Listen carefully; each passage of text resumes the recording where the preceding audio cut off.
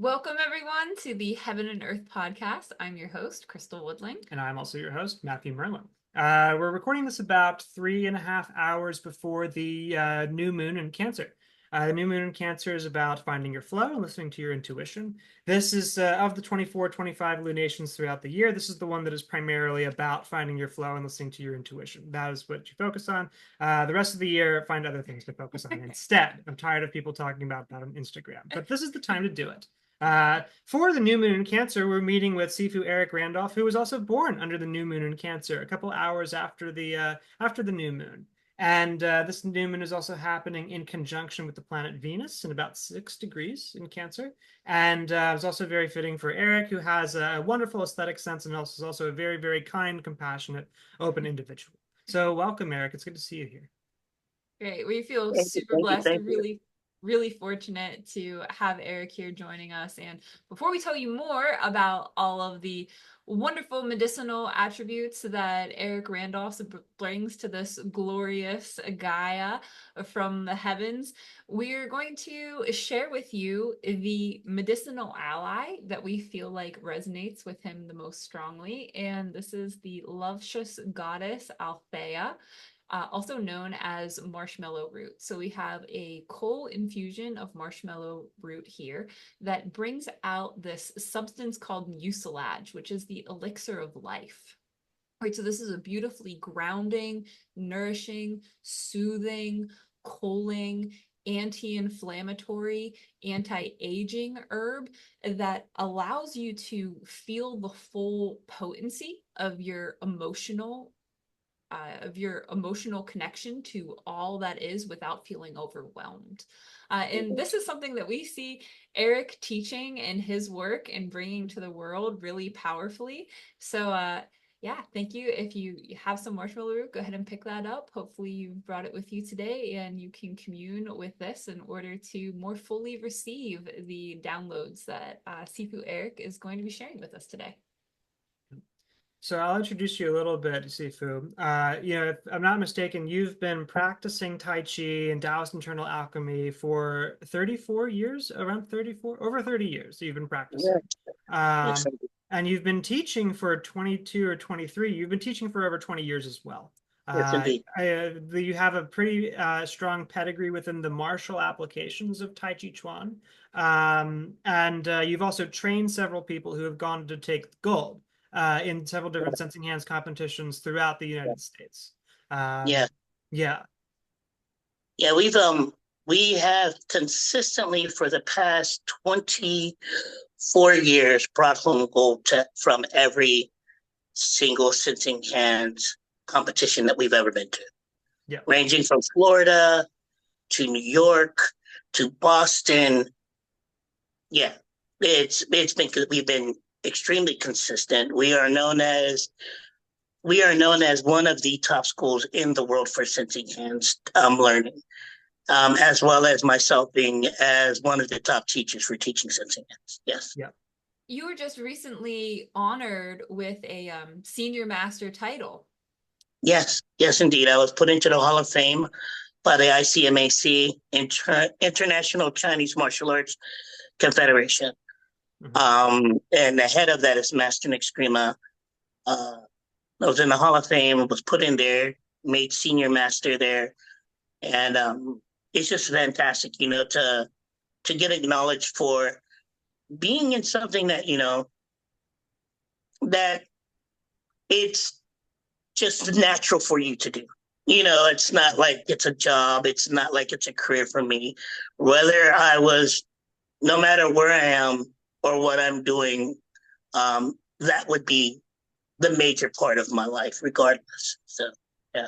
When I first met you, which I first met Eric, he was introduced to me as Train Rocker Eric, because he was known in Pittsburgh for being able to, through his rootedness and through his chi, actually rock trains. So he's already legendary, but he was teaching Tai Chi for free in the park. Yes, yes, indeed. I was teaching Tai Chi for free during that time, and that was before the year 2000, actually. Yeah. Crazy, right?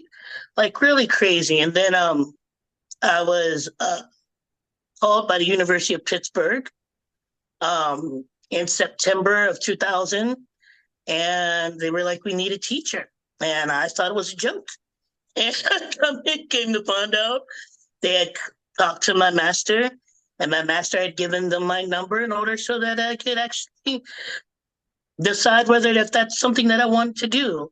And yeah, I went, um, got into the program, started teaching, and got upgraded to lecturer in the University of Pittsburgh, and it was uphill from ever since. Yeah. Mm-hmm. Amazing. And what's really incredible about your teaching and kind of your legacy is, you're a master of, what we call it, the martial, physical applications. And clearly, your students are known for that. But also in the Pittsburgh area, you're known as the man to go to learn about the spiritual side of Tai Chi and Right. the deeper energetic work. So it's something really unique that you bring to your field as well. Well, thank you. One thing that's really important, I think, for people to understand is if the martial aspect is just about understanding energy. So if your thought process and your emotional process isn't transcending the tug of war between duality, then it's very limited. It's very limited at how far you can go with your martial skill. Mm-hmm. So through the meditation and the practicing of the energetics, you get to see beyond the limitations if you're accepting of letting go of your attachment to the struggle within duality. Mm-hmm. So yeah. So, the further you go, the higher you go, the more you practice. As you well know, it doesn't matter what you do. If you work at it really hard, you get to the spiritual side of what you do, especially if you're really trying to master it. But, it could be learning about plants. It could be learning about astrology. It could be tarot. It could be massage. Everything has a higher route to it and right. Can do so much more. It just depends upon the practitioner and if they're capable of sculpting the ego enough to get to that place. Yeah, but yeah, not everybody sees that though, right? Not everybody can tune into that easily, right? Some people no, it's actually it's difficult. It's difficult for people to do that. You get wrapped up in home, you get wrapped up in work. And when you're surrounded by people who do not do that, when you're surrounded by people who do that, you're in a constant tug of war, emotionally, mentally, and egoically. So, yeah, you definitely have to be, in my opinion, you definitely have to be free. What's the word? Predetermined. You have to have you have to be fated, or let's say like hard. You need to be wired. You need to be the kind of person who's more open. Wired. Yeah. That's a thing. That's something Plato talks about. It's like not everyone can be a philosopher, or like some people mentally, they're thinking about those kinds of things. They have that direction in mind. They're more open to the higher version of whatever it is that they're practicing, whether it's Reiki or woodcrafting. And then other people, maybe they're just interested in like the specific thing. And it's not necessarily a comment on them, or more just perhaps what their focus is for this life. But yeah. You've talked about this, like I think the story of how you and Matthew connected is really interesting. But along those lines, like being fated, I've always thought your philosophy of finding students has been absolutely fascinating, right? So you're this like, world-renowned, absolutely amazing like teacher with real magical powers, like in fact, like a lot of people would say.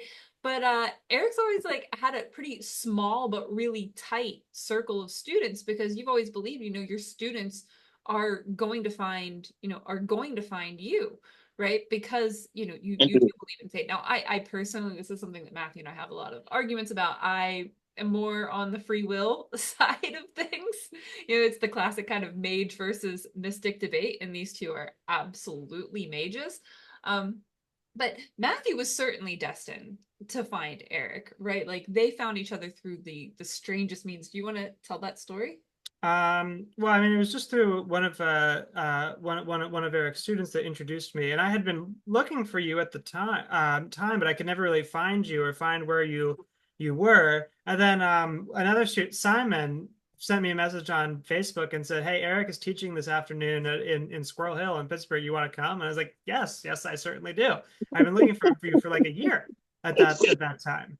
And I had gone like all around the like a bunch of online forums and like online groups, and then what people were pointing me in the directions like, yeah, you got to study for what you want to do. You got to study with Eric Randolph. I'm like, oh, where does he live? He's like, oh, he's in Pittsburgh, where I was living at the time. So I went all over the world and sort of ended up coming back to Pittsburgh and finding you there. But you first heard of him through an online group with the guy because he was looking for this.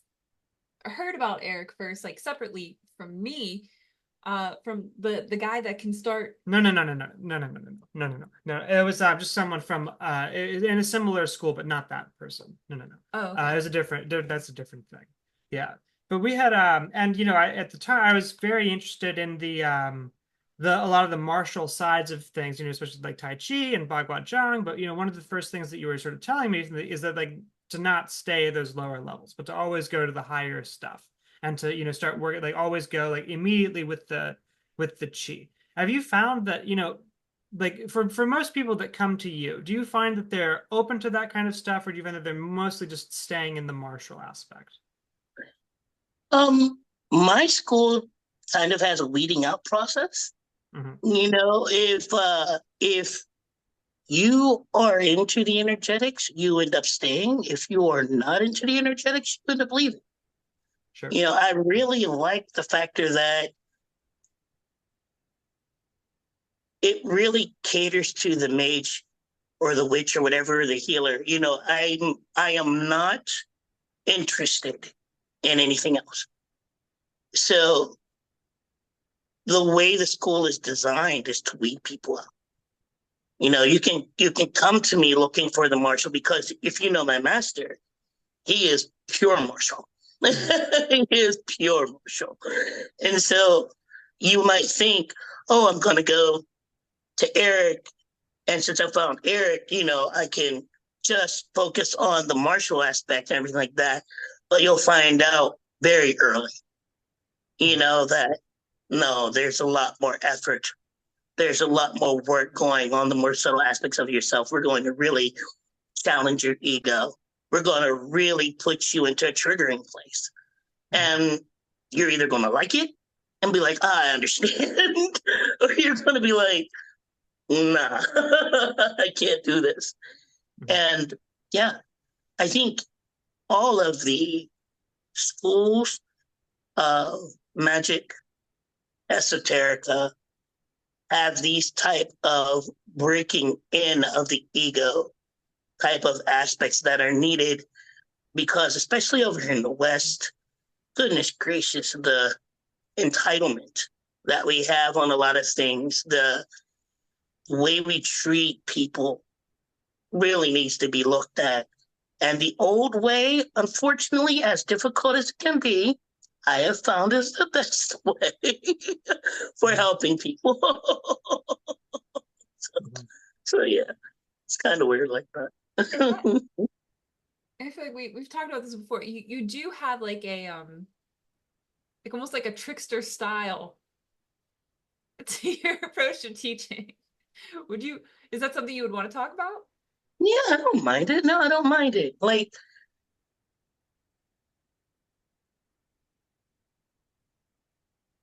I cater to the student.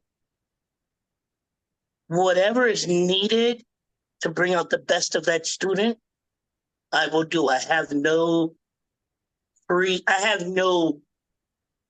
oh, I need to be this way to keep students. I need to be this way to keep students. No, that's not my job. My job is to challenge you and to ask you to come out of your comfort zones. That's what makes a good teacher. Now, if I want to keep money in my pocket, if I want to keep students so I'm looking good, then yeah, I'll tell you whatever you need to say, and you can go as slow and not really make any progress and whatever, but I'm not that kind of teacher. I am literally like, you're going to be uncomfortable here. Please understand, no matter how much you like me, from when you meet me, I'm going to put you in places that are going to make you uncomfortable because I actually care about you growing now. Not, you know what I'm saying? Like, Yeah. there's so many teachers that are so worried about their pockets and so worried about their the way people see them, that people weren't being real teachers to students. If I'm going to teach you real magic, you say, Eric, I want to know this real thing. Well, the reason why you don't have it is because you don't have the mechanisms inside of yourself to do it yourself.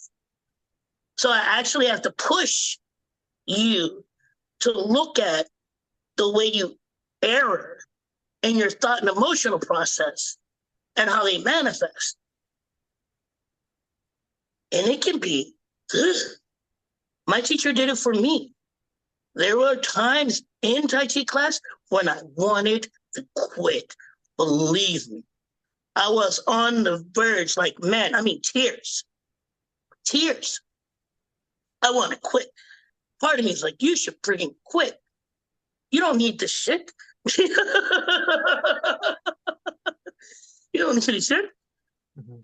But then there's the other part of me that was like, if this dude wanted to kill you, you'd be dead. It's not even a question. If he did not care about you, he wouldn't show you or give you the pressure needed in order to grow. Mm-hmm. So you choose. Do you want a teacher that allows you to be lazy and you don't have any challenges and you can just coast? Or are you okay with being put at this place within yourself so that you melt into what you really are?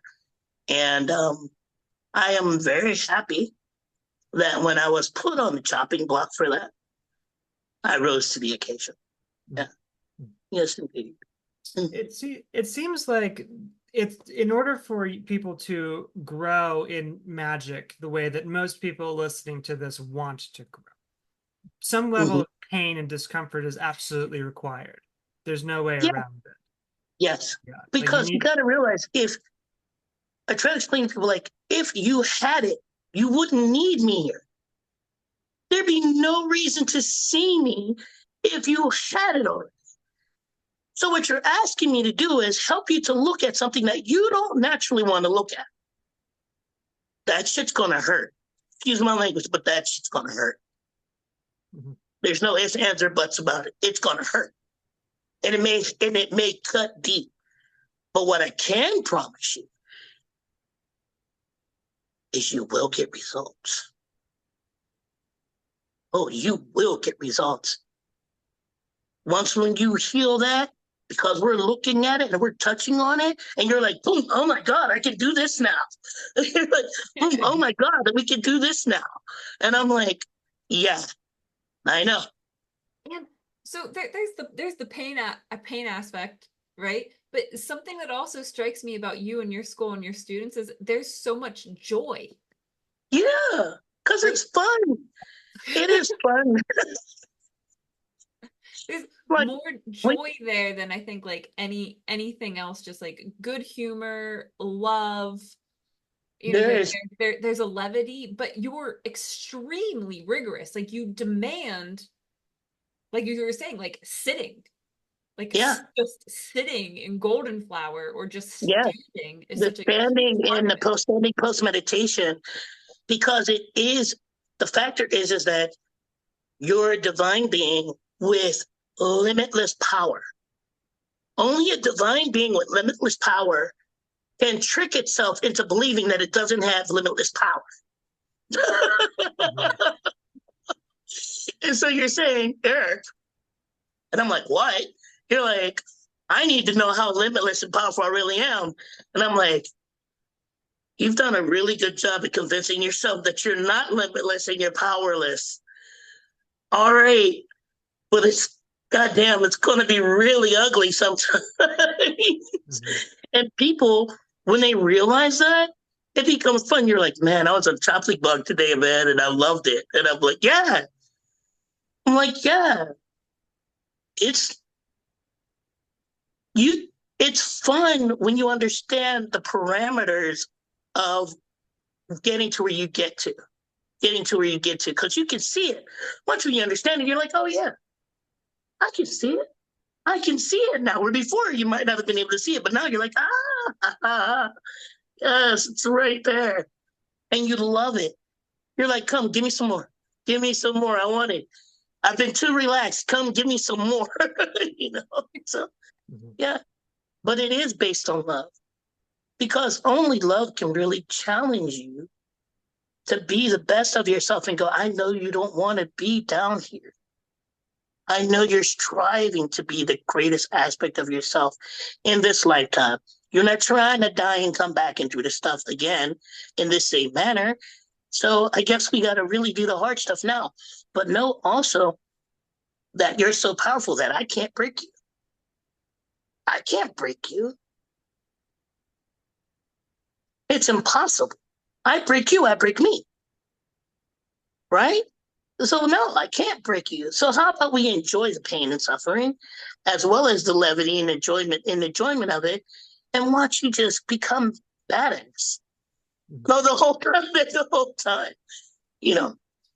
So yeah, I bring a lot of, being rigorous, but I also let my students know that you're loved. There is absolutely nothing in me that challenges you to cause you harm. Everything that challenges you is to make sure that you can overcome anything, because you can overcome anything. There's nothing you can't do. Literally nothing you're not capable of doing. Now, do you have to be wired to do certain things better than other things? Like Matthew with fire? Oh, yeah. Right? If that's okay to say, you can exit that out if you wish to. Or Crystal with the word. Yeah. Do you have to be wired? Yeah, you might have to be a little bit wired to do that, And I can lead you in that way, because the Tao is a part of all of those things, But as you well know, as you both know, it wasn't easy, and it's still not easy. There are constant challenges. And those challenges can always be met with more joy when we have discipline in our practices. Exactly. That's one of the biggest lessons that I've, learned through doing the practices that you teach. Yeah. Exactly. Like that discipline is a saving place. You'd be like, man, there's mad chaos. Oh yeah, Eric taught me blah, blah, blah. And that's why I teach the core first, where it's not taught anymore. You go to other schools, they don't teach that stuff anymore. No, you can't find that stuff. No. You learn Qi from the first day? Oh, please. You ask the Chinese master about that, he's like, don't worry about that. Just move. Just move. Like, wait, well, what about Qi? Oh, you don't need to know. Wait 10, 20, 30 years. Matter of fact, some of them are like my master. Don't tell you a goddamn thing unless you ask. Mm-hmm. And some of them won't tell you. They wait to see if you have the attitude to actually acquire it.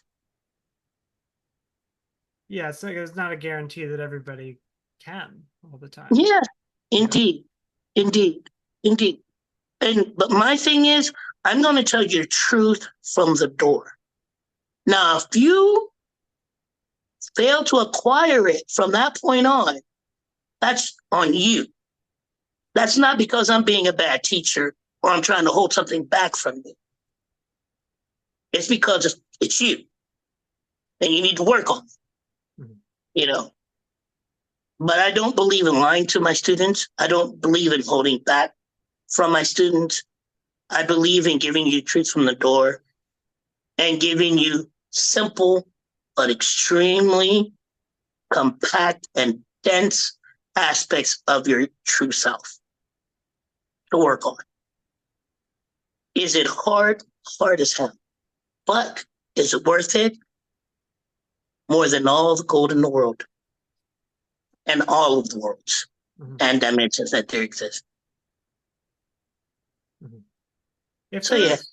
So there's going to be people listening to this who, either they're very interested in Tai Chi, internal alchemy, or they already practice it, but they're trying to find that doorway to the deeper spiritual side of things. If there are some things that you wanted them to know, like what would you tell that person who's trying to open that doorway for the first time? Come to my school. Right, yeah. Find Crystal or Matthew or some other of my senior students.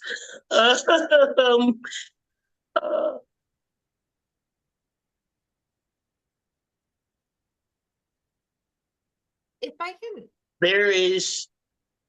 Go ahead, Crystal. I was going to say, like, so just earlier, because I feel like this relates, like Matthew mentioned, and I know that this is true in some way, but be it because of just who tends to find you or not, it seems like you actually have incredible success rate for helping students to feel their chi. Yeah. Like, because I've seen, people, Matthew brought his brother and his sister-in-law once, and these are people who, barely know what a spiritual practice is. And they were feeling chi and seeing each other's face change like after meditations, like, and this just been like an hour and a half. Yeah. As I have told Matthew before, he is one of my highest level students. He is probably one of the, like, seriously, like, his skill is so rare. His level is so rare because he has the same type of intensity that I have when it comes to learn. We're just intense beings, but even more so, he's a fantastic teacher. Thank you. He's a fantastic teacher. Like, you can't just have skill. You actually have to be able to reach into the person to bring out that which they are not able to be seen. And he's a fantastic teacher, like ridiculously fantastic. It's just that when you're called to do Tai Chi, you're just called to do Tai Chi. And then once it happens, it never stops. Like, once that's open, it never stops. My school is one of the rare schools, literally one of the rare schools in the world that we can teach you how to feel your chi within 5 to 10 minutes. And that's because all of my students are masters already. All I'm doing is clear away the egoic debris. That's it. I'm just clearing away the egoic debris. Stop looking at that over there. Stop looking at that over there. Be in you. Be present in you. Be. And that's constantly what I'm doing. Stop doing that. Do this. Stop looking at that. Do this. But see, what about doing that? Stop. Do this. Well, I think that right there is a big thing that I think is one of the biggest differentiations between you and a lot of other schools, is that you don't let people just run around and find 1,000 different techniques. And I want to do Xing Yi, I want to do Bagua, I want to do Tai Chi, I want to do Luo Bafa, all at the same time. And like, I want to try this standing practice, that standing practice. Like you said, pick one thing and eat bitter with it for years and years and years. Yeah. Describe what eat bitter means for people. Eat bitter is a very old Chinese proverb that's still used today. Even Xi Jinping recently told the Chinese people to eat bitter about the economy. But it just means find something painful and just lean into it as much as you can so that it builds character. Indeed, because You will always find your greatest skill where you don't want to go. Uh-huh. Yeah. Joy, but I don't want to stand for an hour. I know.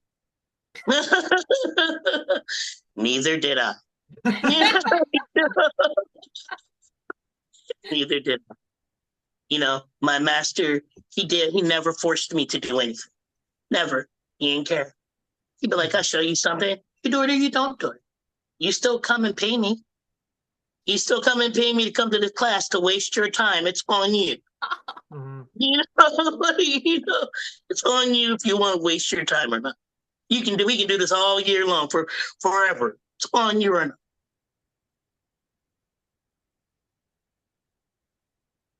And it It worked. is not for these practices of alchemy, no matter what form it takes.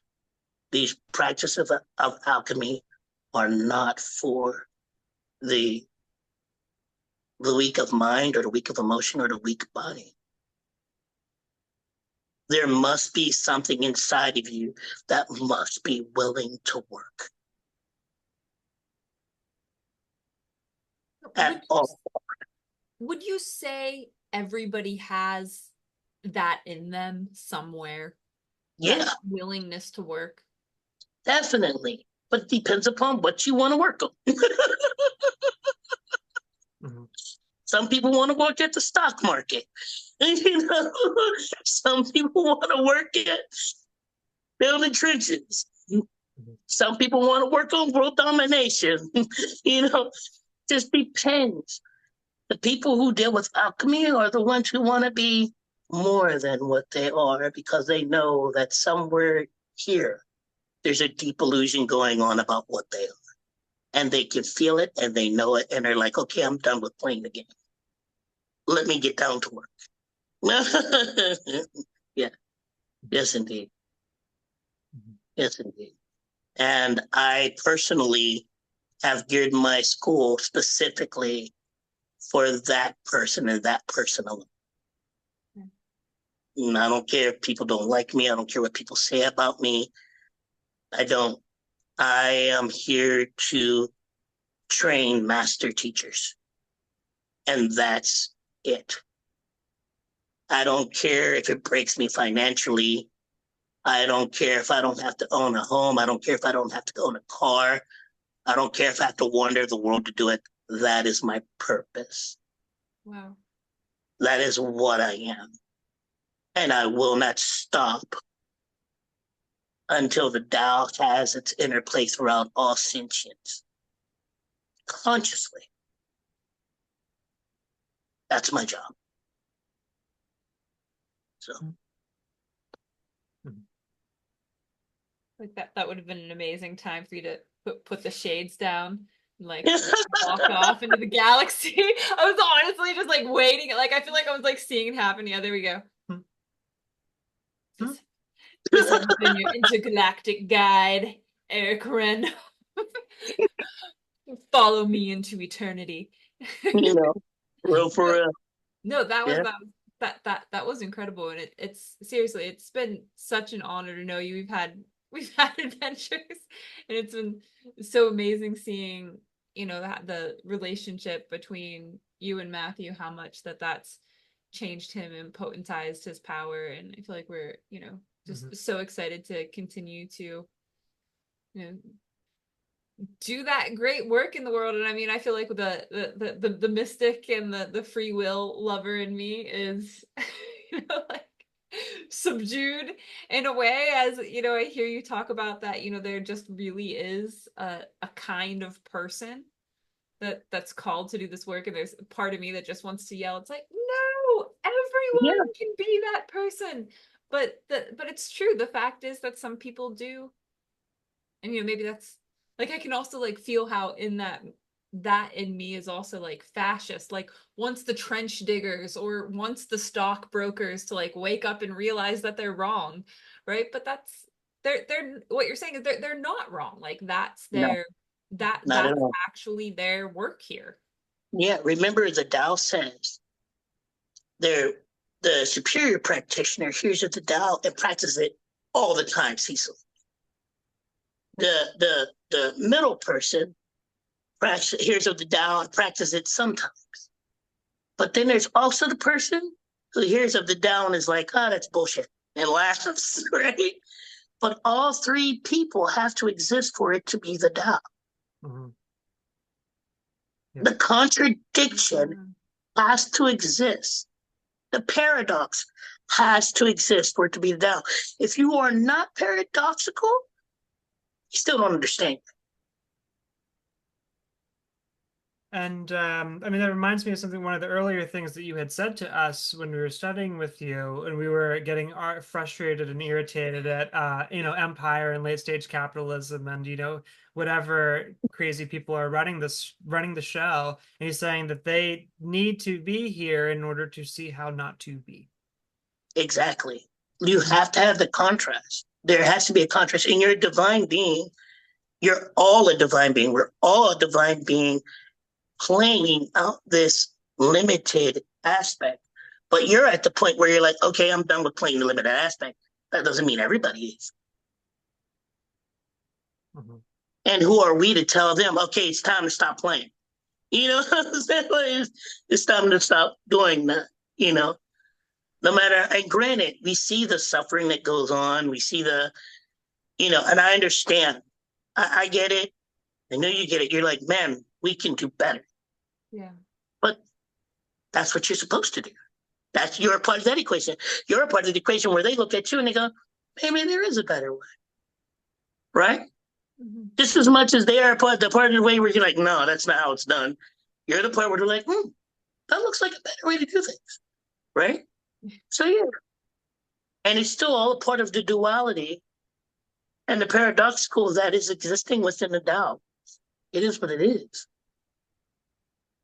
And it's okay to be angry sometimes. It's okay to be yelling at them sometimes to be loving and hugging them sometimes.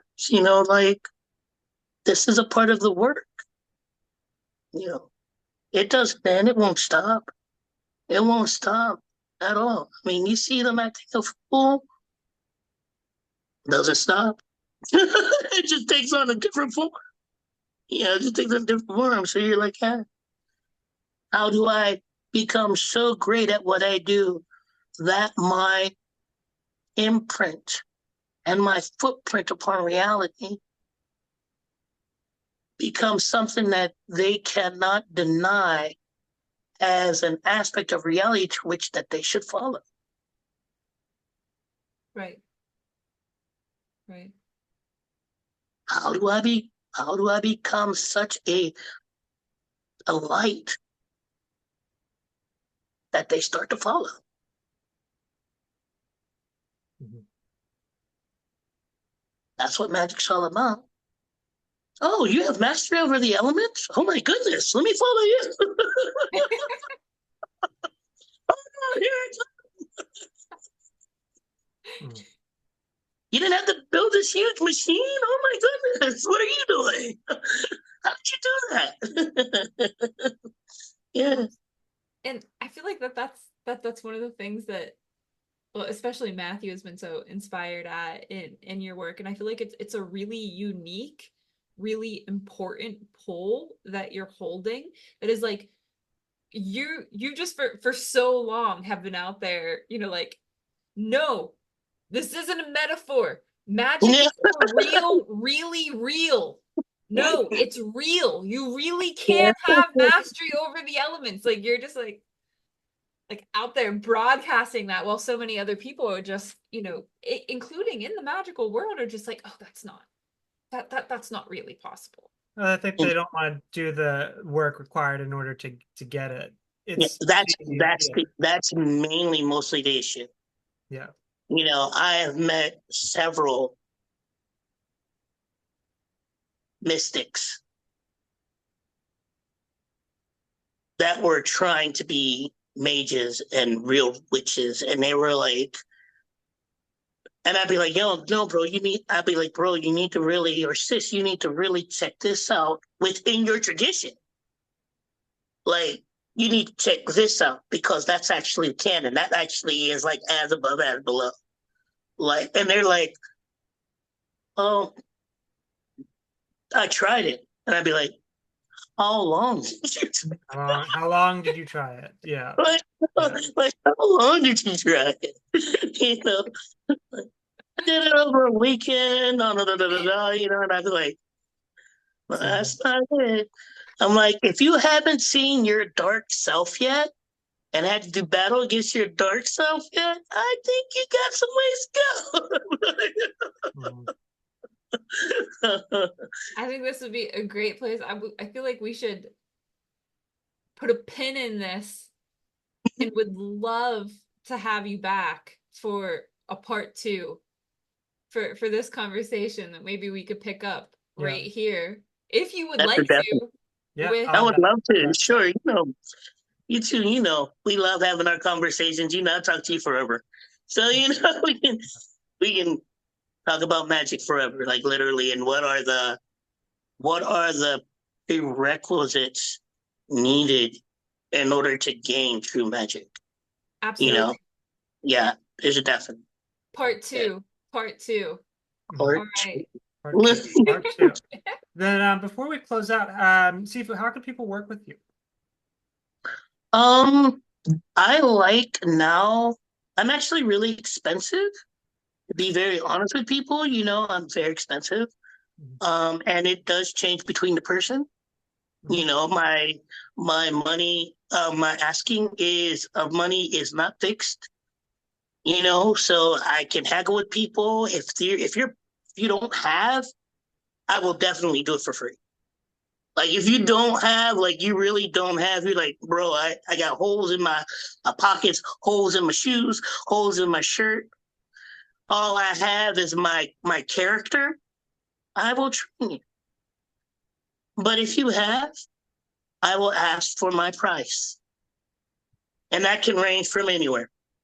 And that's very traditional It's very traditional. way Yeah. of you still, Mhm. I mean, you're still out here rocking the traditional ways Yeah. of teaching. But Yeah. what about so what about where can they find you? What format are you teaching on now? I like it when people come through me for me through my students. Mhm. I am not privy to someone I don't know just coming and walking up on me and asking me for classes. Okay. I feel you need to know my people. And if my people vouch for you, then we can go further and we can have a conversation. Um, I have come to the aspect of myself to where I'm really selective about who I teach. Um, I don't have the patience.